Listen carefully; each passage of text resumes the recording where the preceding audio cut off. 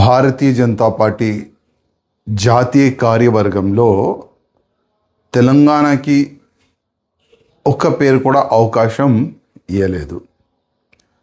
గతంలో చాలామంది పెద్ద నాయకులకి జాతీయ కార్యవర్గంలో మంచి మంచి పదవులు కూడా ఇచ్చినారు.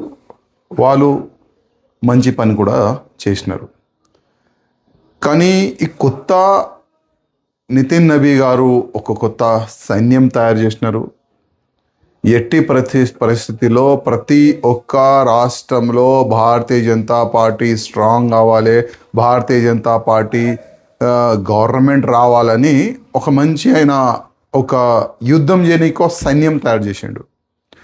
కానీ తెలంగాణ నుంచి ఒక్క కూడా పేరుని వాళ్ళు ఇంక్లూడ్ చేయలేదంటే మన తెలంగాణ పెద్ద నాయకులు ఒక్కసారి ఆలోచన చెయ్యాలి.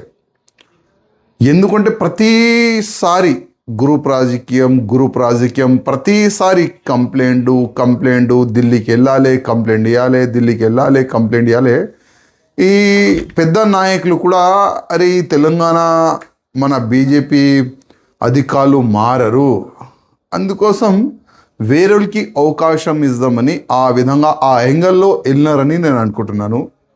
కనీసం ఎప్పుడైనా మా తెలంగాణ నాయకులకి నా ఒక నివేదిక, మీరు ఈ గ్రూప్ రాజకీయంని పక్కా పెట్టి మనమందరం ఒక్కటే, మన లక్ష్యం ఒక్కటే.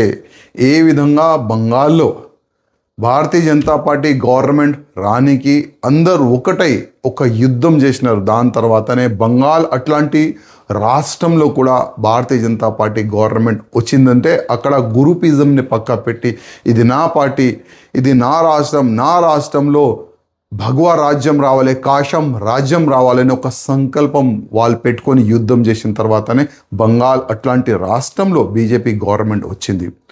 అదే యాంగిల్లో మన తెలంగాణలో కూడా మా నాయకులు కొద్దిగా ఆలోచన చేయాలి. ఎందుకంటే ఇంకా ఎన్ని సంవత్సరాలు నా పార్టీ, నా రాజ్యం, నా వ్యక్తులు అట్లాంటి ఆలోచన ఇంకా ఎన్ని సంవత్సరాలు పెట్టుకుంటారు.